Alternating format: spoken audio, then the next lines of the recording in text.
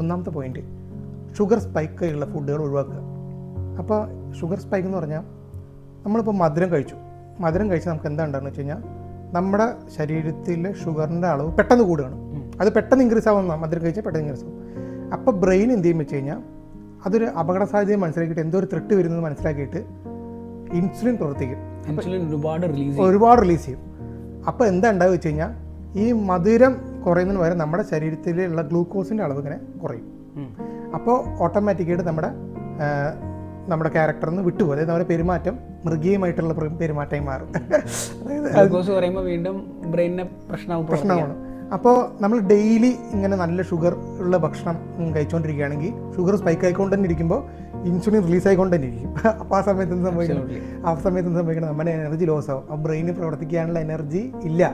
പിന്നെ ലാസ്റ്റ് ഒരു പോയിന്റ് വരും, നമ്മുടെ ബോഡി പ്രവർത്തിപ്പിക്കുന്ന ഇൻസുലിൻ മതിയാവാതെ വരും ഈ ഷുഗർ സ്പൈക്ക് ഡിക്രീസ് ചെയ്യാൻ.